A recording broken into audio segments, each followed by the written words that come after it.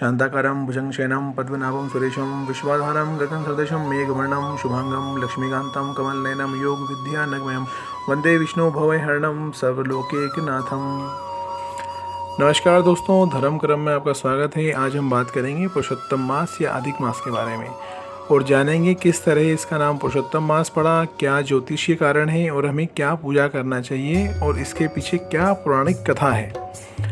यदि आपने अभी तक हमारे चैनल को सब्सक्राइब नहीं करा है तो सबसे पहले आप हमारे चैनल को सब्सक्राइब करें और बेल आइकन को दबाएं ताकि आप तक हमारे वीडियो सबसे पहले पहुंच सकें।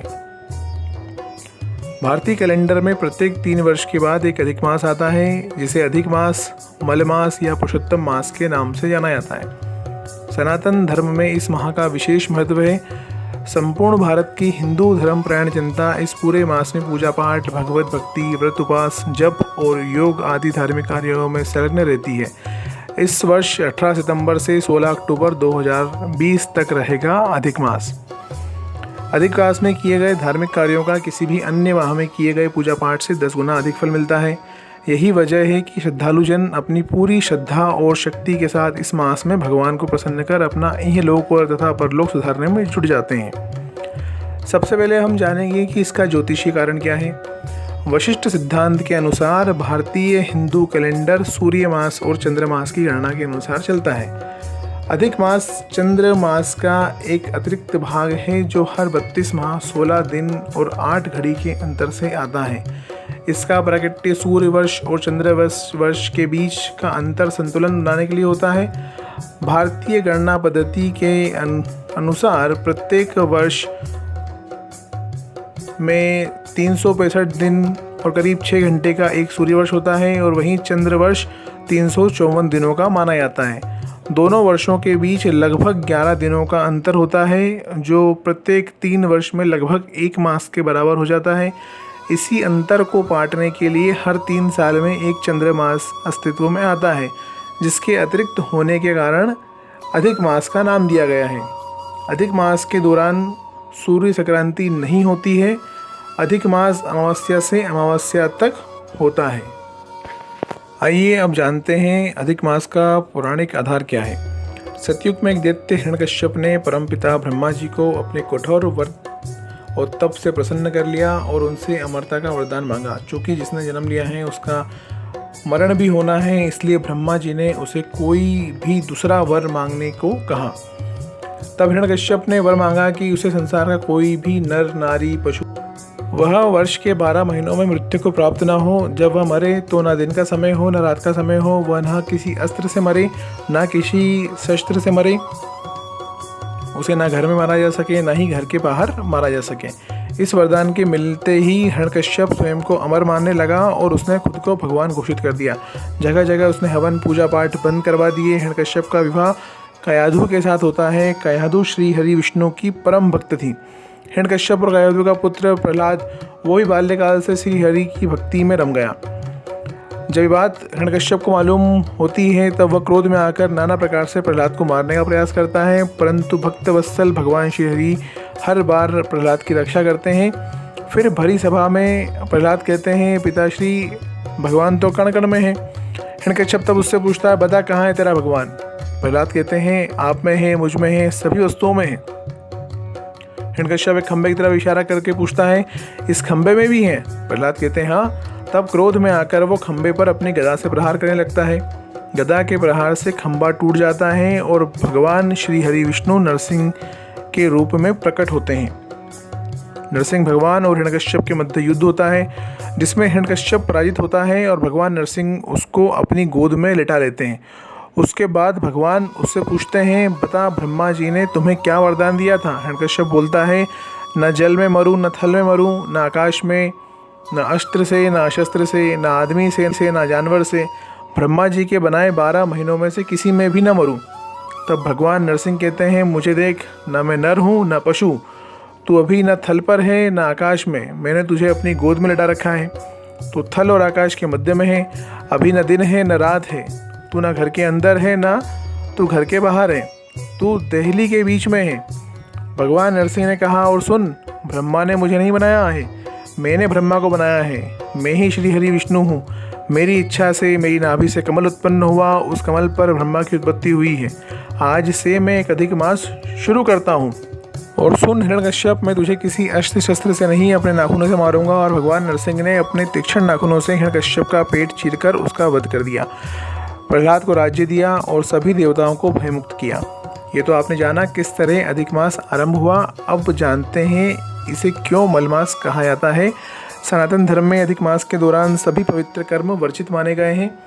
अतिरिक्त होने के कारण यह मास मलिन होता है, इसलिए इस मास के दौरान हिंदू धर्म के विशिष्ट व्यक्तिगत संस्कार जैसे नामकरण, यज्ञोपवीत, विवाह और सामान्य धार्मिक संस्कार जैसे गृह प्रवेश, नई बहुमूल्य वस्तुओं की खरीदी और आमतौर पर नहीं किए जाते हैं। मलिन मानने के कारण ही इस मास का नाम मलमास पड़ गया है। पुरुषोत्तम मास क्यों कहा जाता है, आइए अब हम समझते हैं। प्रत्येक चंद्रमास के लिए एक देवता निर्धारित है। चूँकि अधिक मास सूर्य और चंद्रमास के बीच संतुलन बनाने के लिए प्रकट हुआ है, तो इस अतिरिक्त मास का अधिपति बनने के लिए कोई देवता तैयार नहीं हुआ।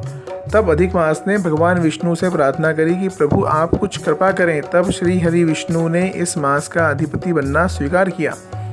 पुरुषोत्तम भगवान विष्णु का ही एक नाम है, इसलिए इस मास का नाम पुरुषोत्तम मास पड़ा। आइए अब जानते हैं क्या है पुरुषोत्तम मास का महत्व। प्रत्येक जीव पंच महाभूतों से मिलकर बना है। इन पंच महाभूतों में जल, अग्नि, आकाश, वायु और पृथ्वी सम्मिलित हैं। अपनी प्रकृति के अनुरूप ही ये पांचों तत्व प्रत्येक जीव की प्रकृति न्यून या अधिक रूप से निश्चित करते हैं। अधिक मास में समस्त धार्मिक कृत्यों, चिंतन, मनन, ध्यान, योग आदि के माध्यम से साधक अपने शरीर में समाहित इन पांचों तत्वों में संतुलन स्थापित करने का प्रयास करता है। इस पूरे मास में अपने धार्मिक और आध्यात्मिक प्रयासों से प्रत्येक व्यक्ति अपनी भौतिक और आध्यात्मिक उन्नति और निर्मलता के लिए उद्यत होता है। इस तरह अधिक मास के दौरान किए गए प्रयासों से व्यक्ति हर 3 साल में स्वयं को बाहर से स्वच्छ कर परम निर्मलता को प्राप्त कर नई ऊर्जा से भर जाता है। इस दौरान किए गए प्रयासों से समस्त कुंडली दोषों को भी शांत किया जा सकता है। आइए अब जानते हैं पुरुषोत्तम मास में क्या पूजा जप तप करें। पुरुषोत्तम मास के अधिष्ठाता देवता भगवान विष्णु हैं, इसलिए इस पूरे समय विष्णु मंत्रों का जाप विशेष लाभकारी होता है। ऐसा कहा जाता है अधिक मास में विष्णु मंत्र का जाप करने से सामान्य दिनों में जाप करने से 10 गुना अधिक फल मिलता है। इस मास के दौरान यज्ञ हवन के अलावा श्रीमद् भागवत महापुराण, श्रीमद् भागवत गीता, श्रीमद् देवी भागवत महापुराण, श्री विष्णु पुराण, भविष्योत्तर पुराण आदि का श्रवण पठन मनन विशेष रूप से फलदायी होता है। आप श्री विष्णु के किसी भी मंत्र का जाप कर सकते हैं। श्री विष्णु के विभिन्न मंत्रों में सबसे प्रमुख मंत्र है उनका 12 अक्षर मंत्र ओम नमो भगवते वासुदेवाय। आप मूल मंत्र ओम विष्णवे नमः का भी जाप कर सकते हैं। यदि आप चाहते हैं विष्णु गायत्री मंत्र का जाप करना तो विष्णु गायत्री मंत्र इस प्रकार है। ओम नारायण च विद्महे वासुदेवाय धीमहि तन्नो विष्णु प्रचोदयात्। इसके अलावा आप दूसरे मंत्र जैसे ओम हूंग विष्णवे नमः, ओम अंग वासुदेवाय नमः, ओम आंग संकृष्णाय नमः, ओम अंग प्रधुनाय नमः, ओम अह अनिरुद्धाय नमः, ओम नारायणाय नमः। भगवान नरसिंह और माता लक्ष्मी की कृपा प्राप्त करने के लिए लक्ष्मी नरसिंह स्तोत्र का रोज पाठ करें। स्तोत्र डिस्क्रिप्शन में दिया हुआ है। भगवान नरसिंह का अवतार पुरुषोत्तम मास में हुआ था, इसलिए भगवान नरसिंह की पूजा आराधना विशेष रूप से करनी चाहिए। आप इसके अतिरिक्त विष्णु सहस्त्र नाम का पाठ भी कर सकते हैं। पुरुषोत्तम मास महात्म्य के 31 अध्याय में से नित्य एक अध्याय का पाठ करें या श्रवण करें। आप सबकी सुविधा के लिए हमारे चैनल पर ये 31 पाठ आपको उपलब्ध कराए जाएंगे, जिनको सुनकर आप लाभ प्राप्त कर सकते हैं।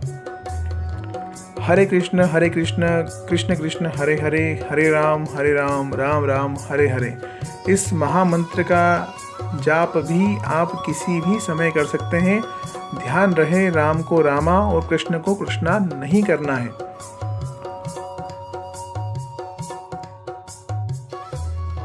दूसरे महीनों की तरह ही पुरुषोत्तम मास में दान का बड़ा महत्व है। आप पुरुषोत्तम मास में निम्नलिखित वस्तुओं का कृष्ण पक्ष और शुक्ल पक्ष के अनुसार दान कर सकते हैं।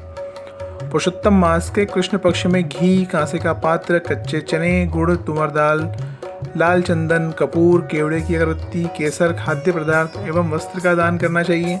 वहीं पुरुषोत्तम मास के शुक्ल पक्ष में मालपुआ, खीर, दही, वस्त्र, घी, तिल, गुड़, चावल, गेहूं, दूध, शक्कर व शहद आदि वस्तुओं का दान करना चाहिए।